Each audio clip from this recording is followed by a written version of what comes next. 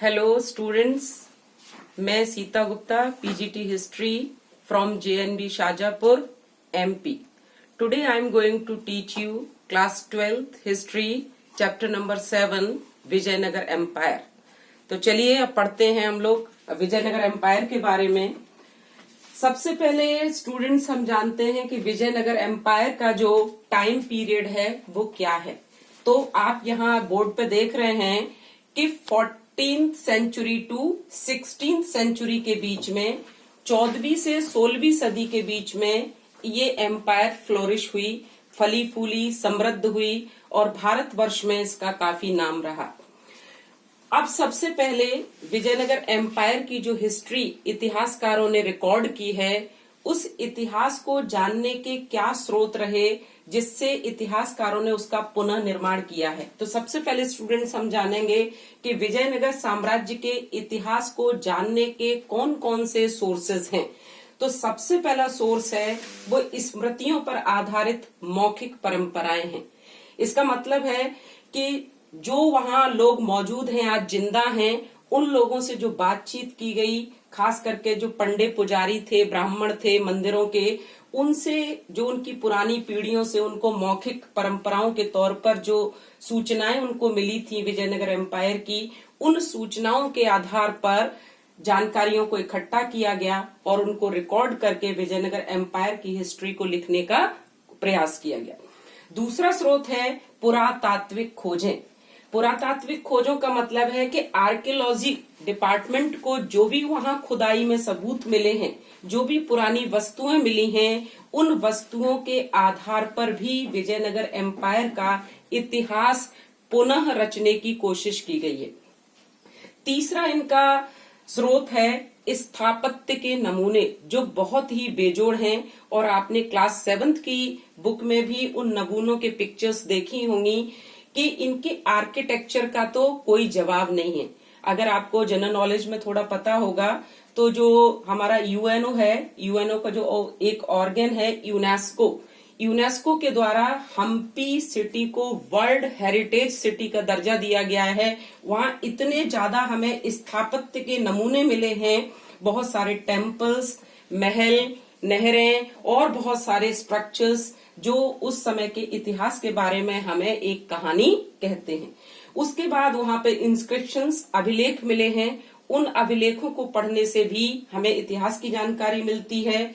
इसके बाद 15th 16th century में विजयनगर एम्पायर की बहुत सारे विदेशी यात्रियों ने यात्रा की और उसके बाद उसके विवरण लिखे. खास करके अब्दुल रज्जाक, डोमिंगो पेस, ये बहुत सारे यात्री हैं जो उस समय आए और उन्होंने तत्कालीन विजयनगर साम्राज्य के व्यापार के विषय में, वहां के आर्किटेक्चर के विषय में, वहां की स्थिति के विषय में, वहां के राजाओं के विषय में जो लिखा है, उससे हमें तत्कालीन समाज और शासन व्यवस्था की जानकारी मिलती है.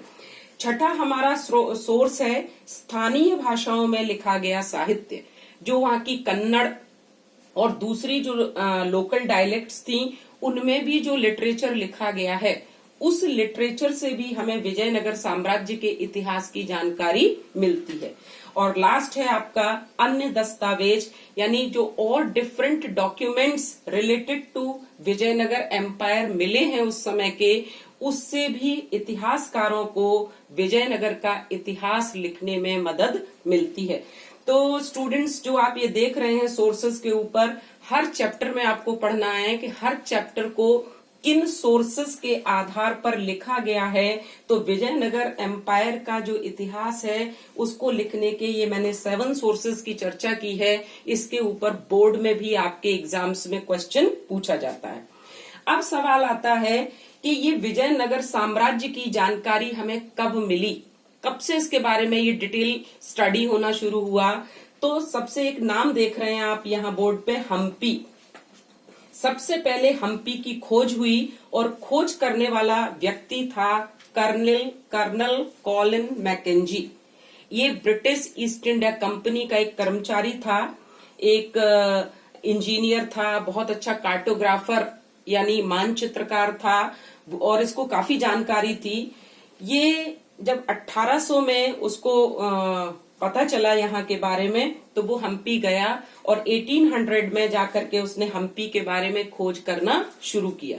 ब्रिटिश गवर्नमेंट ने आगे चल करके 1815 में उसे इंडिया का पहला सर्वेयर जनरल नियुक्त कर दिया, जिसका काम था कि वहां के सारे इन सोर्सेस के आधार पर वहां के इतिहास की खोज करना, पता लगाना, क्योंकि ब्रिटिश गवर्नमेंट ये चाहती थी कि इंडिया का सर्वेक्षण कराया जाए, सर्वे कराया जाए और जो जानकारी हमें मिले उस जानकारी के आधार पर हम अपने शासन को और सुदृढ़ ढंग से इंडिया में चला सके। अब आता है कि विजयनगर साम्राज्य की शासन व्यवस्था कैसी थी। तो शासन व्यवस्था में एक नाम आता है राय। तो सबसे पहले समझते हैं राय का मतलब क्या था। राय मीन्स रूलर्स। उस समय के राजा, विजयनगर साम्राज्य में राय का मतलब होता था राजा, किंग। यानी अगर आप यहाँ देखें ये कृष्णदेव राय लिखा है तो Krishnadeva Raya was the Raya of Vijayanagara empire. अब दूसरा है कि इस इतने बड़े साम्राज्य की स्थापना कब और किसने की। तो इसके संस्थापक माने जाते हैं दो भाई, Harihar first and Bukka first, जिन्होंने 1336 ईस्वी में विजयनगर साम्राज्य की स्थापना की। अब सवाल है बच्चों कि ये कौन सी जगह पर है इंडिया में, हम कहाँ इसको लोकेट करेंगे, मैप में भी भरने के लिए आएगा। तो ये इंडिया में अगर आप मैप देखेंगे तो इस तरह से इंडिया का ये जो मैप है, इस मैप में अगर आप साउथ इंडिया की तरफ आएंगे, ये कर्नाटका है, यहाँ तमिलनाडु है, तो ये जो एरिया है इस एरिया में आपको साउथ इंडिया में खास करके कर्नाटका, बाद में चल करके उड़ीसा और नीचे दक्षिण भारत के क्षेत्रों को मिलाकर के इस राज्य की स्थापना की गई थी, जो दो नदियों के बीच में स्थित था, तुंगभद्रा और कृष्णा, जिसको रायचूर दोआब क्षेत्र भी कहते हैं। इस शब्द को मत भूलिएगा आप लोग, रायचूर दोआब क्षेत्र कहते हैं इसको। तो अब आते हैं कि इस राज्य में जो इसको समृद्ध बनाया उसका काम था शासक और व्यापारियों ने। तो शासक बहुत शक्तिशाली थे। शासक शक्तिशाली कैसे बने कि उनके पास घोड़ों की सेना थी, अश्व सेना। तो विजयनगर एम्पायर के किंग्स को अश्व सेनापति कहते हैं। जबकि यही पढ़ो, इधर की तरफ जाएंगे आप पूर्व में, यहाँ पर उड़ीसा है, तो उड़ीसा के जो शासक हैं उनको कहा जाता है गजपति, यानी उनके पास हाथियों की बहुत मजबूत सेना थी, जबकि विजयनगर एम्पायर के पास घोड़ों की एक बहुत बड़ी सेना थी, जिसकी वजह से वो बहुत शक्तिशाली हो गए थे। अब ये घोड़े इंडिया में तो ओरिजिनेटेड होते नहीं थे इतने बढ़िया क्वालिटी के, तो इन घोड़ों का आयात किया जाता था, इंपोर्ट किया जाता था। कहां से? मध्य एशिया से। आपने जूनियर क्लासेस में पढ़ा होगा कि Kabul was the main centre of horse trading. अब इस हॉर्स ट्रेडिंग में कौन लोग व्यापार में लगे हुए थे? तो वहां के दो व्यापारियों के समुदायों के नाम मिलते हैं हमें इतिहास में, कुदिरई चेट्टी।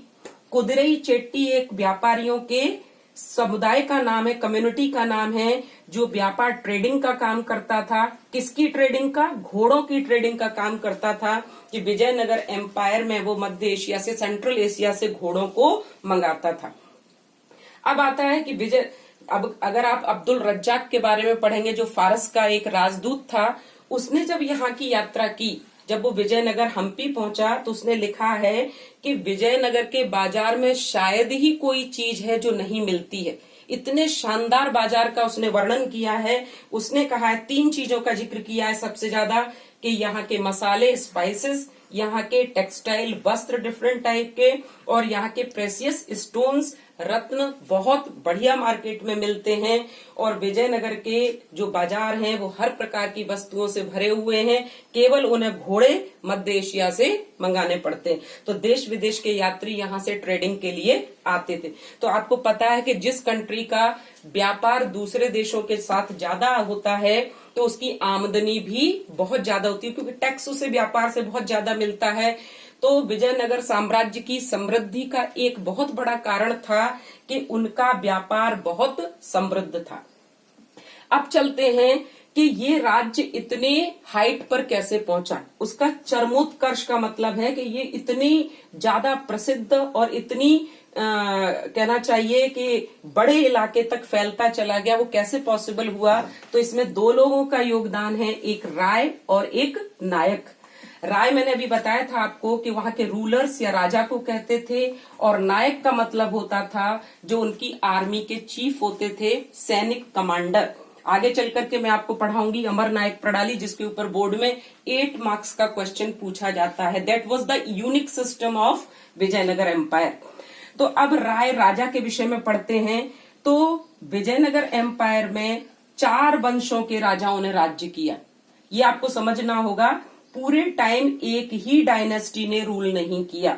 सबसे पहले संगम वंश रहा, दूसरे नंबर पर सुलुभ, तीसरे पे तुलुभ, और चौथा वंश है अराविदु। इसमें सबसे इंपॉर्टेंट है तुलुभ, क्योंकि तुलुभ वंश का ही राजा था कृष्णदेव राय, जिसका शासन अपने बहुत बड़े इलाके में फैलने के कारण, बहुत एक्सपेंशन के कारण और बहुत मजबूत होने के कारण इतिहास में बहुत प्रसिद्ध है। आप टीवी सीरियल्स में भी राजा कृष्णदेव राय और तेनालीराम की कहानियां सुनते होंगे कि उनकी शासन व्यवस्था बहुत ही मजबूत और अच्छी थी। अब सवाल होता है, क्वेश्चन आता है बोर्ड में 3 मार्क्स का, कि कृष्णदेव राय के शासन की चारित्रिक विशेषताएं बताइए। तो कृष्णदेव राय के शासन की क्या खासियतें हैं? तो पहले तो आप 2 पार्ट कर देंगे कि एक तो उन्होंने अपने राज्य का विस्तार किया, विस्तार का मतलब होता है दूर दूर के इलाकों तक फैलाया, और दूसरा है दृढ़ीकरण। दृढ़ीकरण का मतलब है कि उसको मजबूती प्रदान की। अब है कि विस्तार कौन से क्षेत्रों में किया, तो 3 इलाके हैं मेन। एक तो जो कृष्णा तुंगभद्रा के बीच का इलाका है, जिसको दोआब रायचूर क्षेत्र कहते हैं, ये यहाँ पर कृष्णा और तुंगभद्रा नदियां ये बहती हैं। इस क्षेत्र में उन्होंने बहुत सारे इलाके को अपने राज्य में मिला लिया। दूसरा, उन्होंने ये जो उड़ीसा है, उड़ीसा के गजपतियों को हरा दिया और हरा करके उड़ीसा को भी अपने राज्य में मिला लिया। इसके अलावा आप ऊपर की तरफ इधर देखेंगे, यहाँ सुल्तानों का शासन था मुस्लिमों का, बीजापुर राज्य को भी अपने राज्य में मिला लिया। तो ये 3 एक्सपेंशन हैं जो कृष्णदेव राय के द्वारा अपने राज्य को और ज्यादा बड़ा कर दिया गया। अब मजबूती प्रदान करने में उन्होंने क्या किया, तो सबसे बड़ा उन्होंने काम जो माना जाता है आपके 12th क्लास की हिस्ट्री एनसीईआरटी के अकॉर्डिंग, उन्होंने बहुत ही भव्य, शानदार, बहुत ही स्प्लेंडेड जो टेम्पल्स का कंस्ट्रक्शन कराया। और मंदिरों के जो हजारा राम मंदिर है, आगे मैं पढ़ाऊंगी आपको, हजारा राम मंदिर उन्हीं के द्वारा बनवाया गया। दूसरी खास बात है कि मंदिरों में जो प्रवेश द्वार होते थे, यानी इस तरीके के कुछ ये एंट्रेंस गेट कह लो आप, ये भी बहुत शानदार, इनके ऊपर बहुत सुंदर सुंदर कलाकृतियां बनी होती थी, कार्व्ड होती थी, वो अपने आप में बहुत खूबसूरत होता था। तो ये मंदिर में गोपुरम जोड़ने की परंपरा कृष्णदेव राय के द्वारा शुरू की गई। 1 नंबर के क्वेश्चन में भी बोर्ड में पूछा जाता है। फिर उन्होंने अपनी माँ के नाम पर नगलापुरम नाम का एक नगर, ये हम्पी के पास ही एक और नगर बसा दिया विजयनगर के पास। और अगला उनका जो काम है बहुत महत्वपूर्ण, कि उन्होंने अपने किसानों की खेती की उन्नति के लिए बहुत प्रयास किए और बहुत ही बेस्ट इरिगेशन का उन्होंने सिस्टम डेवलप किया, सिंचाई का प्रबंध किया, ताकि किसानों की बढ़िया से बढ़िया फसल पैदा हो और राज्य को ज्यादा राजस्व मिल सके। अब आते हैं कि 1336, यहाँ पढ़ा आपने कि 1336 में हरिहर और बुक्का ने इसकी स्थापना की, लेकिन 1565 में एक युद्ध हुआ जिसको इतिहास में तालीकोट वॉर या राक्षसी तांगड़ी, ये शब्द आपको याद रखने पड़ेंगे बच्चों, राक्षसी तांगड़ी का युद्ध या तालीकोट युद्ध के नाम से जाना जाता है। ये युद्ध हुआ पड़ोसी राज्यों के साथ, गोलकुंडा, बीजापुर, इनके साथ, और विजयनगर साम्राज्य इसमें हार गया। और हारने के बाद कहते हैं कि विजयनगर साम्राज्य को खूब लूटा गया, और लूटने के बाद कहते हैं ये वीरान हो गया। और जो दक्षिण पश्चिम में पहले हुआ करता था, इधर की तरफ हुआ करता था, इसका ये स्थान चेंज हो गया और ये पूर्व की तरफ चला गया, इधर की तरफ। और पूर्व में अब इसका नए सेंटर बन गए, जिसका नाम, इनकी राजधानियां जो बनी, पेनुकोंडा और चंद्रगिरी। तो आज बच्चों हम लोगों ने पढ़ा कि विजयनगर एम्पायर की जानने के इतिहास में क्या स्रोत हैं, उसकी स्थापना कैसे हुई, उसकी खोज कैसे हुई, और वहां की शासन व्यवस्था में कृष्णदेव राय का क्या योगदान था और इसका पतन कैसे हुआ। तो आज इतना ही, इसी के साथ धन्यवाद।